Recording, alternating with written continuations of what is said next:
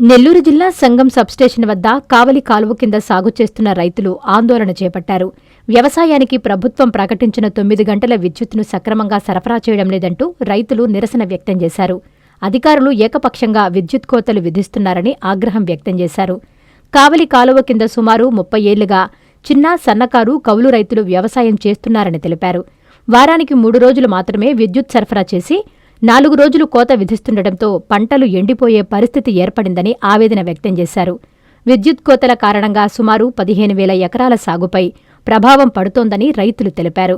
రాత్రి 12 గంటల తర్వాతైనా గతంలో ఉన్న విధానంలో విద్యుత్ సరఫరాను పునరుద్ధరించకపోతే సుమారు 150 మంది రైతులతో పురుగుమందు డబ్బాలతో సబ్స్టేషన్ను దిగ్బంధిస్తామని హెచ్చరించారు.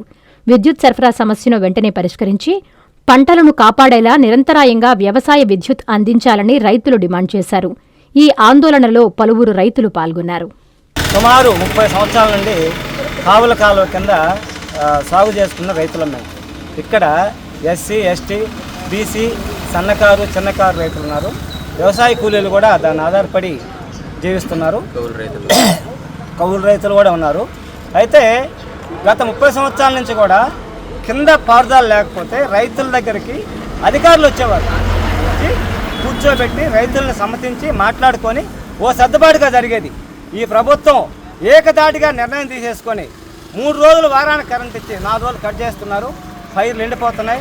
మందు కొట్టుకున్న వాళ్ళు టయాన్ని కొట్టుకోలేకపోతున్నారు. ఇది ఒక భాగం.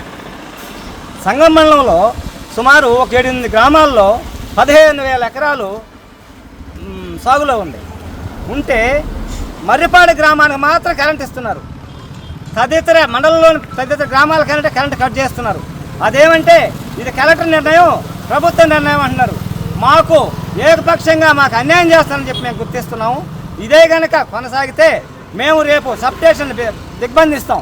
మాకు ఈరోజు నైట్ 12 గంటల కరెంట్ ఇస్తున్న కరెంట్ ఇవ్వకపోతే పైర్లు ఎండిపోతాయి. మీరు పైర్లు చూడండి, పనికి రాకుండా చిగురు పట్టు దశ, ఆ గింజలు పండినా కానీ అవి పొట్ట తెలుపులు వస్తాయి. దళారులు కొనరు. ఆ భారం ప్రభుత్వమే భరించాల్సి వస్తుంది. అదే కాకుండా బ్రిడ్జి మరిపాడు దగ్గర బ్రిడ్జి శిథిల వ్యవస్థకి వస్తే దానికి 12 రోజులు 18 రోజుల పాటు నీళ్లు పంపించలేకపోయిన కారణంగా దాన్ని తీసుకొచ్చి మా మీద రుద్దే మమ్మల్ని కత్తిరిస్తున్నారు వీళ్ళు. ఇది అన్యాయం. దీన్ని మేము ఒప్పుకోం.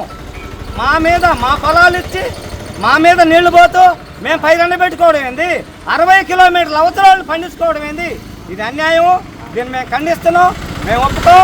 ఇదే పరిస్థితి రాత్రి 12 గంటల తర్వాత మాకు కరెంట్ ఇచ్చి పాత పద్ధతిలో కరెంట్ ఇవ్వకపోతే మేము రేపు పురుగుమందు డబ్బాలతోటి 150 మంది రైతులు సప్లై దగ్గరికి వస్తామని చెప్పి మేము వినిపిస్తున్నాం.